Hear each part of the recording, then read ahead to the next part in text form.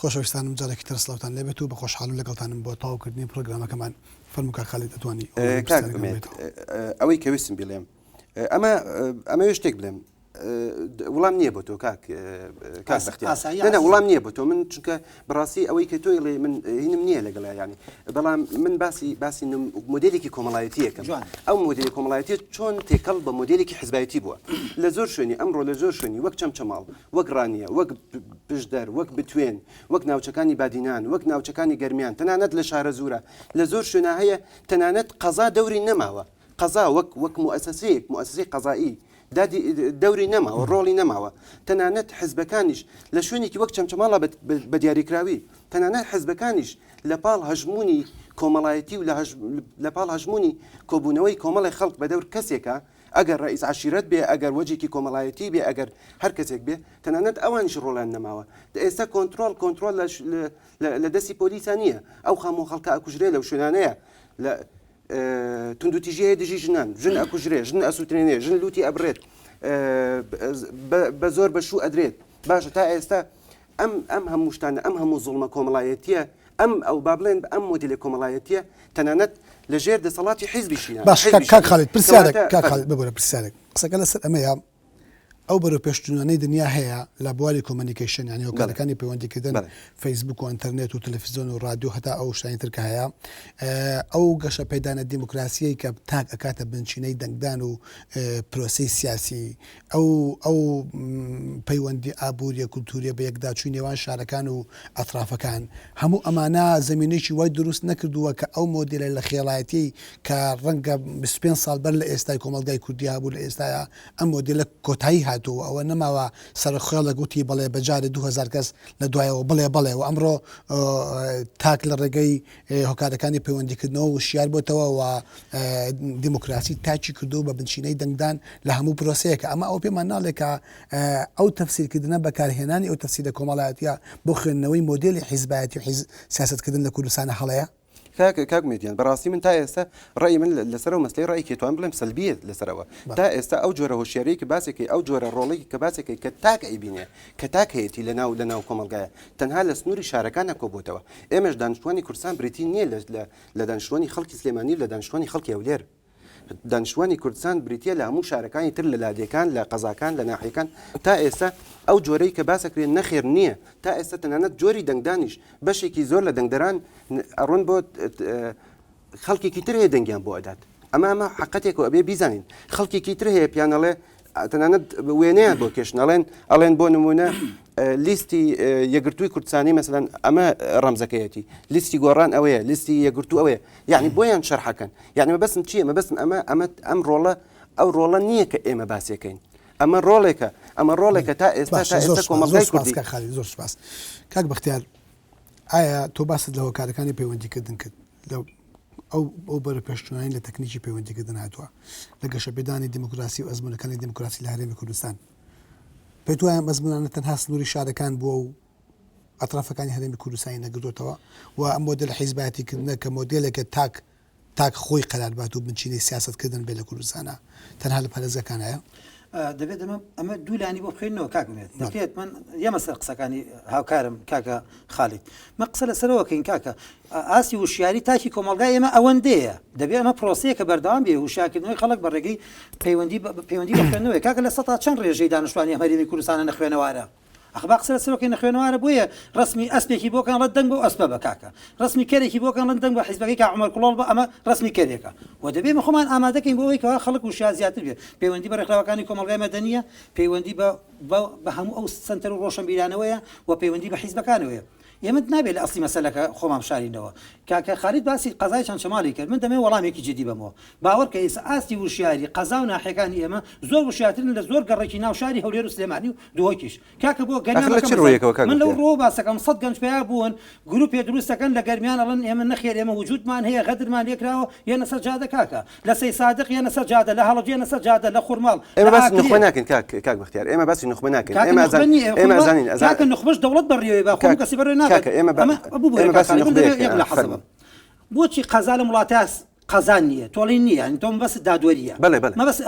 ئەوە نیە بڵێ ئیدارە سنووریەکە ناڵێ قایم مەبەستم سیستەمی دادوەریە سیستەمی دادوەری ئێمە مشکلەکەوەیە دوو حیزب بەداخەوە بەڵێنیان بەیەکەوە لە ژێر چاوشارکی لەگەڵ یەکەکەن پارتیەکەتی چاوشارکی لەگەڵ یەکەکەن ڕازگۆنین لەگەڵ یەکە تا ئێستا ڕێکوتنامێکی ستاتیکی جدیان هەیە کە لە پەرلەمان و لە حکوومەتا بەیەکەوە بن ئەمان بەجددی نەکردووە ئەگەر دوو ئیدارەن یەک قسایەتەوە مەجاران بدایە دکتۆبەر هەم کاری خۆی بکردایە آخر لە سلێمانی یەکێتی نیشتیمانی گەورەترین لەمپەرە لە بەردەم بڕیارەکانی دکتۆبەر هەما بووە لە هەولێریش پارتی لەمپەر لە بەردەمیا دەبێ ئەم حەقەتە بە خەڵک بڵین کاکە دەبێت پارتیەکێتی عادە نەزەڵ لەخوانەکەنەوە بۆ یەکە کاتێک دکتۆبەر هەم سەرۆکوەزیرانە دەسەڵاتی نییە یا وەیلا لەو ڕۆژەی دادوەرێک لە سەی سادق دەسەڵاتی نییە و لە هەڵەبجە دەسەڵاتی نییە لە ئاکرێنێتی لە زاقونی ئێمەش باسی وەکەین باسی دوو حیزبەکەن باسی دوو بێبێ حقیقت جێڕینەوە دەبێت ئەم دوو حیزبە لە کەلی شەیتان بێنە خوارە واز لە جوغزێک بێنن لەو چەمکە بێنن کە بنەماڵەیی دەسەڵات بگرنە دەست دەبێت خۆیان لەگە خەڵکان ڕابێنن و دەبێت واقعێک هەیە لەو حیزبەی خۆشیانە بێن خۆیان فێرکەن لەو مۆدیلی منوتە واسەکەین تێک بانبەتی خۆت پرسیارەکە ئەم بەیە کاک بەختیار ئەم مۆدیلە حیزباتی لە هەرێمی کوردستان هەیە ئەم شێواز حیزباتی کە ئێستا کاری پێکرێ ئیدارەی حیزب و سیاست و حکوومەتی پێکرێ تا چەند مؤثرە بە سیستمی خێڵاتی لە هەرێمی کوردستانە تۆ باس لەواکەی خێڵاتی لە کوردستان بە ئەندازەیەکی زۆر پاشەکشەی کردو و سەرۆ خێڵک 500 دەنگی بۆ کۆ ناکرێتەوە کەواتە ئەم سیستم ئەم مۆدیلە لە حیزبایەتیە مؤثر نییە بە خێڵایەتی بەقەدەوەی مؤثرە بە بنەماڵە بەتاکید من بەدڵنیای پێ دەڵێم ڕاستە لە پشتەوە کۆمەڵە کارکتەر و ئەکتەری هەیە لە پشتەوە بۆی هەڵەسوڕێنێ بەڵام حەقەتەکە خۆیانن بەڕێوەی بەر کاکە وەرم باسی بنەماڵەکەین کام حیزب لە کوردستان بنەماڵە نییە ئەوە پارتی دیموکراتی کوردستان بنەماڵەیە یەکێتی نیشتیمانی بنەماڵەیە ئەتوانی بڵێ بنەماڵە نییە ئەوەی لەم شارەیە گوندێ هێرۆخانە هاوسەری جەناوی مام جەلالە مناڵەکانێتی خزمەکانێتی و لە پارتیا کاک مەسعودە کوڕەکانێتی بنەماڵەکەیەتی لە وەرە بزوتنەوەی گۆڕان لە دوای کاک نەشوان کاک حەمەد تەوفیق کاکە خوانی ترین ئەبێ سەریح بین لە بزوتنەوەی ئیسلامی ڕێزم هەیە خزمن شانازیشان پێوەکەم ئەوانش بنەماڵن کاکە وەرە سەر یەکگرتووی ئیسلامی ڕاستە بنەماڵن نییە بەڵام لە 92 گۆڕانکاریەک لە دەسەڵاتی ئەمیداری گشتی یەکگرتووە نەکراوە لە مامەسا عەلی باپیرەوە کە پیاوێکی بەڕێزە لە نزیک وە دەیناسم تا ئێستا ئەو ئەمیری ئەوەیە کاکە جوود بەشێکی پەیوەندی بۆیە خالد جیاوازی بینی پەیوەندی بنەماڵە و پەیوەندی خێڵ بە حیزبی کوردیەوە ینی تۆ چەند لە کاکمێدەگەر لە ڕووی پرسیارەکە زۆرتەوە ئەوەی کاک بەختیاریش باسێکە ینی ئەمە من لە پێش ئەوتم مەسلەیەک هەیە کە مۆدیلی حیزبایەتی لە پێشە مۆدلێکی ئەبێ مۆدلی کۆمەڵایەتیەکە بخوێنێتەوە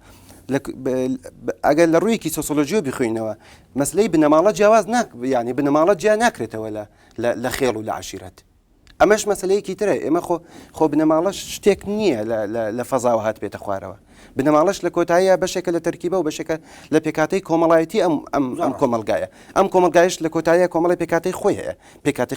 خێڵایەتی هەیە کۆمەڵایەتی هەیە فەردی هەیە چێ بەڵام من ڕایەکەم لەسەر ئەوەیە تا ئێستا حیزبی کوردی مۆدێلی حیزبی کوردی لەگەڵ ئەوەی لە ڕووی پەیڕە و پرۆگرام و ئەو پێکاتە ناوخۆیی حیزبەوە هەیە نزیکە لە نمونەی سالی نییەوە بەڵام لە ڕوویەکی ترەوە ئەم حزبە لە ژێر کاریگەری خێڵ و کللتوری خێڵایە بۆ چونکە ئەم حزبە بە حەداسەیە تێپەر نەبیوە تێنەپەڕیوە بە مۆدرنەیە تێنەپەڕیوە تا ئێستا لەو پەیوەندیانە ڕزگاری نەبووە کە لە ناو کۆمەلگای کوردیایە ئێمەش بەڕاستی ئەمڕۆ ئەگەر نمونونەکانی پێشکەوتن و ڕۆڵی ئامرازەکانی پەیوەندی ئەگەر ئەوەی لە سوۆسیال میدیایە ئەگەر ئەوەی لە ماس میدیایە لەمانەیە هەیە ڕەبتکەینە شارەکانە و ئەو جم و جۆڵە کۆمەڵایەتی و کللتوری کە لە شارەکانە هەیە تا تەنها ڕەبتکەین بەوە بەڕاستی ئەمە لێکدانەوەیکی ئەتوانم بڵێم زەرمەندە بۆ مەشەدە سیاسیەکە بۆ چونکە لە دەرەوەی شارەکان تۆ باسی دەرەوەی شارەکان کە باسی پێکهاتی ئەم کۆمەلگایە بکە لە ڕووی سۆسیۆلۆژیەوە لە ڕووی لێرە نمونەیەک بینەوە من بەڕاستی یەکێک لەو نمونانەیە کە بەردەوام لەبەر چاومە مۆدلی سیاسی و مۆدلی حیزبایەتیە کە لە فەڕەنسا هەیە تەنانەت حیزبی شیوعی فەڕەنسی پێش ساڵانێکی زۆر لەوە خۆی ڕزگار کرد کۆمیتەی ناوەندی کردێک کۆمیتەی نیشتیمانی لەو مەفهومە مرکزیە خۆیان ڕزگار کرد ئێمە ئەمڕۆ ناتوانین بە هیچ شێوەیەک مۆدلی حیزبی کوردایی حیزبایەتی لە کوردستانە بەراوردکەین لەوەی کە هەیە لەوەی کە باسێکن لە ڕووی ماس میدیا و لە سوۆسیال میدیا و تەنانەت ئامرازەکانی تری پەیوەندیەوە بۆ چونکە تا ئێستا ڕزگاری نەبووە لەو دائیرەیە نەهاتوتە دەرەوە لەو بازنەیە نهاتوتە دەرەوە کەوا کللتوری خێڵ ئیشی تیاکە کاک بەختیارگیان کاک خالیجان ئێمە دەبێت من بەڕاستی ینی باسی ئێمە ئەم حیزبانی خۆمانەکەین بەڕاستی من پەرۆپرۆگرامی هیچ حیزبێکی بچووک و گەورە تاکە حیزبێکی زۆر گەورە ئێستا لە ساحەکەیە بتوانێت لە ساحەکە پارتی دیموکراتی کوردستانە پاشان حزابەکانی تر بەپێ ئەو دەنگانێکی هێناوێت انتخاباتە هیچیان پەرۆپرۆگرامیان لە پەرۆپرۆگرامی حیزبێکی ئەڵمانی کەمتر نییە پەرۆپرۆگرامیان لە فەڕەنسیە کەمتر نییە لە پەرۆپرۆگرامە جوانن لە ناوەڕاستە جوانن بەڵام لە سیما و خەستەتە لە تەعاملکردنە ئەمە یەکە من تۆ دەیبینین ئەمە خەتەرێکەیە ئەمە خەتەرێکەیە پێویست ناکە مەسە من پێم وایە بەس با نەڵێن قسە لەسەر پارتی ناکرێت بە قسە لەسەر پارتیکەین پارتی دیموکراتی کوردستان کاک مەسعود سەرۆکێتی زۆر ئاساییە سەرۆکی حیزبەکەشی بێ سەرۆکی هەرێمیش بێت ئەمە زۆر ئاساییە بەلای هەموو کەسێکەوە بچۆ بۆ ئەوروپا ژوایە لە بەریتانیا ژوایە سەرۆکی حیزبی عمالە بەڵام لەوێ سەرۆک وەزیرانە کاکە مەشتێکی زۆر ئاساییە با خەڵک بە هەڵە تێنەگات بەڵام ئەوەی کە ئاسایی نییە پێویست ناکە لە مەکتەبی سیاسی سەرکردایەتیە تۆ زۆرینەی ئەندامانی بنەماڵەکەتە بێت وەلایەتی نیشتیمانیە زۆرینەی دەسەڵاتەکان لە بنەماڵەکەی خۆتا بێت کە ئەمڕۆ دەیبینین زۆر بەداخەوە دەڵێم دەبێت ئەندامانی ئێستا مەسەن بۆ نمونە پارتی 24 لەقەیە یەک بارزانی تایە بەڵام من بۆ خۆم ئەوە هەرجێی سەرنجە لە لای من لەوانەیە حەقی خۆشیان بێ وەکو بارزانیەک یەکێکیان هەبێت بەڵام لەگەڵ هەموو ئەوانەشتا بەس ئەو ئەندامانی مەکتەبی سیاسی سەرکردایەتی تر بۆ قبوڵەکەن کە دەسەڵاتیان نییە دەبێت بگەنە ئەو قەنەعەتی لە شوێنێکا کارکەن کە قەنەعەت دەسەڵاتیان یا بێت توانان یا بەکاریان دێنن خوان ئەو جورئەتیانە بێ و توانە کەفاتیان بێ کاکە لێکێتی نیشتیمانی هەمان مشکلی هەیە بزوتنەوەی ئیسلامی هەمان مشکلی هەیە کاکە یعنی پێ دوای ئەندامێکی مەکتەبی سیاسیەتی نیشتیمانی تا بەیانی باسی سۆسیال دیموکراتم بۆ کە من نازانم دەسەڵاتەکەی بای چەنە من دەزانم دوو پۆلیسی پێتەعین ناکرێت لە سلێمانی کاکە دەبێت بزانین ئەم حیزبانە مۆنۆپۆلی کۆمەڵی جمگەی ئەساسی سەرەکی ئەم وڵاتیان کردووە دەبێت عادە نەزەر لە خۆیانەکەنەوە من مشکلەم نییە کاک خالید کاگومێت دەبێت بینەر ئەوە بزانین مشکلەمان لەسەرەوە نییە ئەم حیزبە بنەماڵەیە خوایە کرد هەموو عەشەتەکەی کرد بە مەکتەبی سیاسی سەرکردایەتی پشتێ کۆی گشتی ئەندامانی حیزبەکە قبوڵێتی مشکلەم نییە گرنگەوەیە ئەو جۆرە میلۆدیە میتۆدە نەگوێزنەوە بۆ ناو دەسەڵات بۆ ناو حکوومەتی شەرعی دەسەڵاتی هەرێمی گواستراوەتەوە ئەو گواستراوە ئەمە مهمە نەگوێزێتەوە بۆ پەرلەمان و حکوومەت ببوورە خاڵێکی تر ئێستاش من ئێستاش ئەم گوێ لە ملاحەزەی کاک خالید و کاک ئومێد و من و خەڵکی تر بگرن قازانجەکان ئیعادە نەزەر لە تەرکیبەی حیزبایەتی خۆیان بکەنەوە کاکە دوێنێ پارتی کۆنگری بەستۆیەکێتی پێرێک کۆنگری بەستۆ ئێستا هەردووکیان لە جۆرە لە کۆنگرەکان بە جۆرە کێشە گرفتیان بۆی دروستبووە پێی مەشاکلیان هەیە حیزبەکانی تا ئەسڵ ناوێن کۆنگرەش بەسن کاکە یعنی سبب سوتنەوەی گۆڕامە تەمەنامەکرد ئەوش کۆنگرە بەسێ بزانین ئەو ژگاتە چ ئاکامی بەڕاستی من چاوەڕێکم کۆنفرانس بەسێ و چاوەڕێکم کۆنگرە بەسێ تاوەکو بڵین بسوتنەوەی گۆڕانی ژوو حیزبێک تەعامل بکات با یەکگرتووی ئیسلامی ببینی کاکە با کۆمەڵی ئیسلامیمان بینی کە چۆن مامۆستا عەلی باپیر بە زۆربەی بە چەپڵەکەی خۆمان کاکە ئەمە تا ئێستا ئێمە لەو بازنەیە دەرناچین نەزانی کاکەکان دووباراکەینەوە بەڕاستی هەر لە سەرەتاوە ئێمە باسی ئەومان کرد کاکومێت کە حیزب نەک تەنها ئەم ئەزمونە نەگواستنەوە بەناوبن بەڵێ ئەم ئەزمونەیان لە 20 ساڵ زیاترە ئەم ئەزمونە ئەم مۆدێلە حیزبایەتیە خراپە لە حکومڕانیە بەرجەستە ئەبێت بەخوا من ساڵی بۆ ناکەم بەڕاستی نایشاربوو من لە 2003 حسابۆم حیزبان ناکەم لەوەی پێشوو بوورە شەڕی ناوخۆ بە کۆی گشتی تاکی کۆمەڵگا بەشێک بۆ لە شەڕی ناوخۆش بەشێکە شەڕی ناوخۆش بەشێکە لەو تەرکیبە خراپەی کە باسێکەین بەڵام نابێت جا بکرێت بەڵام دەبێت پارتیەکێتی بیریان لەو کرداتەوە دوو حیزبی ئاساسی سەرەکین دەسەڵاتی سیاسی دانتوانی ئێستا سوود ناڵم سوود لە با نەڵەن سوود لە بەغاوەگرن سوود لە ئێستا نامانێت لەم وەلا باسی شتێ نەکەین لە بەغا بەڵام دەبێت بیر لەو بکەنەوە ناتوانێت خۆت کاک بەختیار ئەگەر باس لە مەسلەی قۆناغی ئومێد من قسەم هەبوو ببوورە ینی تۆ هەموو پرسیارەکان ڕوبەڕووی ئەوە نەنا قسەکەم تەواو نەکردی ببوورە بەش من دەڵام من قسەم هەبوو ئێستا ئێمە ناتوانین یعنی قەتیعەیە دروستکەین لە نێوان ئەو ئەزمونەی کە هەبوو لە نەوەتویەکەوە و هەروەها ینی ناتوانین شەڕی ناوخۆ لەو مۆدل لە حیزبایەتیە جیا بکەینەوە کە ئێمە هاتوون بۆ باسکردنی بەڕاستی بەشێکەتیایە بەشێک لە مەرحەلەیەکە لە مەرحەلەیەکە بەشێک بۆ بەڵام ێستا ناکرێت ڕانکاری کۆمەڵگای مەدەنی دروست بووە تۆ لە آخر مشکلەوەیە تۆ قسەکان لە جیاتی من کرد قسەکان لە جیاتی من قسەم نەما بەڕاستی قسەم نەما قسەم نەما چونکە قسەزای چۆن حیوار وان نابێ یعنی قسەکان فەرموو پرسیارەکەی تر کە قسەم نەما من ئەمە بپرسم یعنی ئایا مۆدێلی حیزبایەتی لە هەرێمی کوردستان لە خۆناغی شۆڕش لە قۆناغی خەباتی نیشتیمانی بۆ قۆناغی حکومڕانی توانیوەتی جیاوازێکی ڕشەی بەسەر خۆیان بێنێت لە قۆناغی حیزبێکەوەکە لە مقاومەتێکی نیشتیمانی چەکداریایە و بەرامبەر بە ڕژێمێکی داگیرکە دیوەکو بەعەس ئەجەنگێ ئەم تایپە لە حیزبایەتی کردن و مۆدێلە توانیوەتی جیاوازێکی ڕشەی بەسەر خۆیان بێنێ کە دێتە ناو قۆناغی شار و خەباتی مەدەنی و حکومڕانیەوە طبعا بشێوەیەکی جەوهەری نەخێر تا ئێستا حزب هەر ئەو حزبەیە کە لە شاخ ینی کە لە شاخ ئیشێ کرد و کارێک کردو بۆ نمونە ئێستاش کۆمەڵێ نمونە و کۆمەڵێ دەموچاوی زۆر ئەبینین هەر ئەو تاریخەیە ئەو تاریخی کە هەیەی هێناوی تێناو مەشەدی سیاسیەوە لە کوردستانە تەنەن ناو مەشەدی حکومڕانیشە ئێمە کۆمەڵی دەموچاو ئەبینین دەموچاون خبرەی خۆی لە هەر بوارێکە لە بواری پەروەردەیە لە بواری تەندروستیە لە بواری کاری بەڕێوەبردننی کاری دەوڵەتە خبرەی خۆی نەهێناوێتنە ئەو مؤسسە کەوا ئیشی تیاکە نەخێر ئەو تاریخی هێناوێتی کەوا لە چیایە ئیشی کردووە ئەمە خۆی ئەمەیەکێکە لە دیاردە هەرە ترسناکەکان لە ناو ژیانی سیاسی کوردستانە ئەمە لە ڕوویەکەوە لە ڕوویەکی ترەوە بڵێ لە کۆمەڵێ ئەتوانم بڵێم کۆمەڵی کەسەیە جلوبەرگەکانیان گۆڕی ئەوش جلی کوردیان داکەند و جلی مەدەنیان لەبەر کرد بەڵام لە مانتالیتی و لە سلوکی ڕۆژانە و لە کاری ڕۆژانە و تەنانەت لە جۆری کۆبوونەوەشە لەگەڵ خەلی حزبەکانە تا ئێستا هەر ئەو عقلەتەیەکەوە پێش ساڵی 1990 کاریان لەسەر کرد تەنانەت ئەمڕۆ کارگەشتوێتە ئەوەی هەر ئەو عقلەتی وا بکە ئەو زەهنیەتە وا بکات ئەمڕۆ ئەگەر کۆمەلگای کوردی 4 ملیۆن بێت یان ئەگەر 4 ملیۆن بێ 2 ملیۆنی فەرمانبەرە باش ئەم 2 ملیۆن فەرمانبەرە لە کوێوە هات خۆی ئەتوانم بڵێم 300,000 فەرمانبەر بەسە بۆ کوردستان ئەمە هەر ئەو عقلێتە حزبیە بوو ئەو عقلێتە حزبیە شاخاویە بوو کە ئەمڕۆ کارەکات و لەسەر ئەو سیستەمە مەسەلەن ئەمڕۆ بۆ ئەوەی جمهوری حزبەکەی هەبێت خەڵکت بۆ تعینەکات باشە خۆ ئەمەکەی لەکوێ حسابی بۆ حساب ئەکرێت کە ئەمە عقلێتێکی مەدەنیە کە ئەمە عقلێتێکی شارانەیە نەخێر ئەمە عقلێتە هەر ئەو عقلێتە عشایریەیە کە من چەند مۆزەفم هەبێ لە فەرمانگەیەکی گەورەی شاری سلێمانییان هەولێرە چەند فەرمانبەرم هەبێ چەند کەس لە لای منەوە تەوزیع ببن ئەوە وەلایان بۆ من هەیە وەلایان بۆ من وەک شەخص یان بۆ من وەک حزبەکە هەیە ئەمە یەکێکە لەو گرفتانەی کە تا ئێستا مەشەدی کوردستانی مەشەدی سیاسی کوردستانی لێ ڕزگاری نەبووە و پێم وایە هەر ئەم جۆرە بیرکردنەوەیە خۆی جۆرێکە لە بیرکردنەوەی خێڵایەتی و عشایری بەڵام پێتوانی تۆ چۆن ڕۆیتە ئەو پاساوی کە بەردەوام خەتەری دەدەچی وەکو فاکتێک لە فاکتەکانی مانەوەی ئەم تایپە لە حیزبایەتی تەماشاکە ینی پێی وایە ئەم هێشتا لە خۆناغی ڕزگاری نیشتیمانیان و نەجاتمان نەبووە لە بەرەوەی پێویستمان بەم جۆرە لە حیزبایەتی کردنە ئەخرەزان چۆنە قۆناغی ڕزگاری نیشتیمانی بەم شێوەیە لەم سیاقەیە ئیشی لەسەر ناکرێت باشە کاک بەختیار یەکێک لەو بانگەشانی کە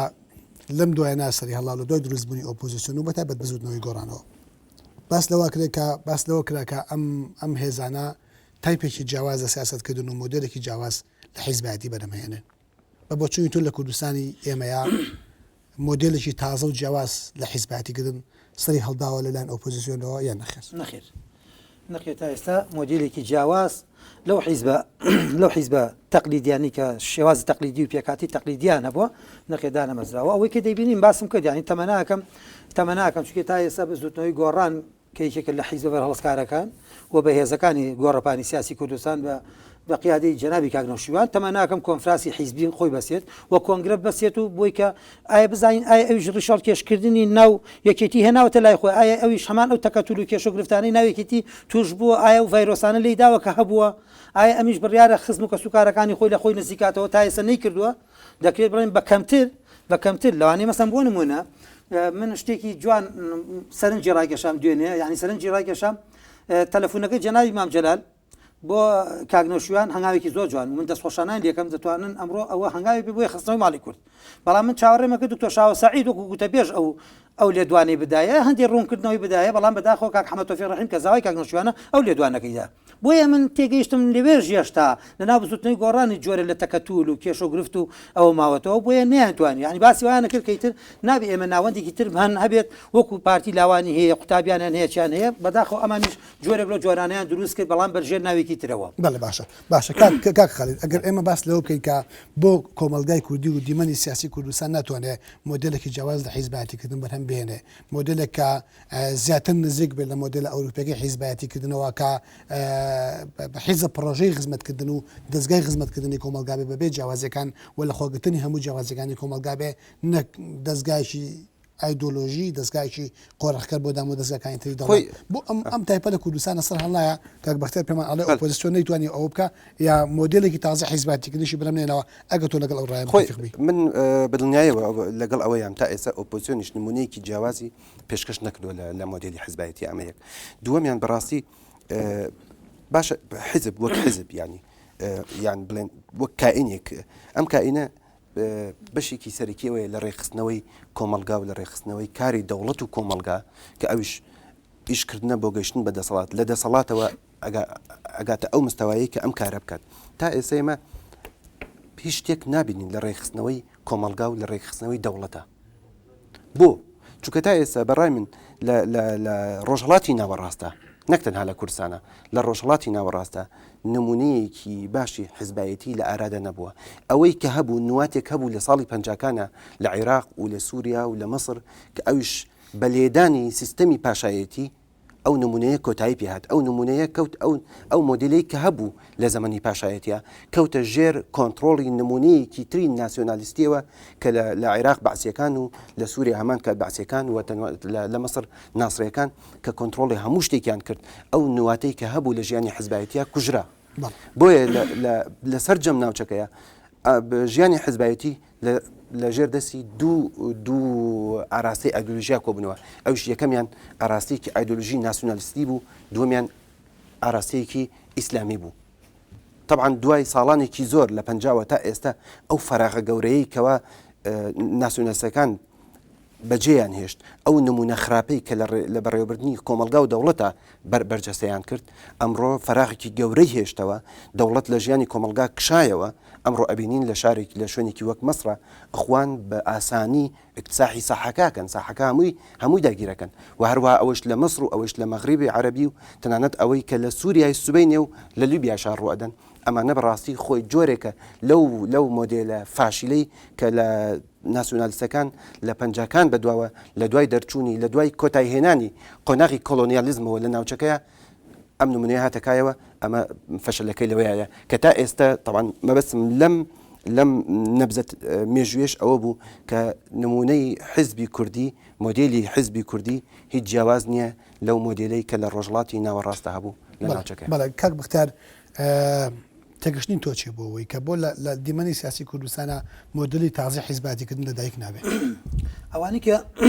بەڕاستی ئەمە بە سەیری مێژویان کەین بزوتنەوەی ئیسلامی کاتی خۆی کۆمەڵی ئیسلامی لێجابەوە هەر بۆ نەریت و عەقڵەتی بزوتنەوەی ئیسلامی کارەکانیان بەڕێوە بردووە گرتووی ئیسلامی لە 92 تاوەکو ئێستا هەمان شتێکی ئیزافی نەچۆتە سەرکایەکانەوە و ئەوەی لە ناو بزوتنەوەی گۆڕانە جێگیری گشتی یەکێتی نیشتیمانی کوردستان جێگیری جەنابی مامجەرا بۆ ئەمڕۆ کاکنەوشیوانە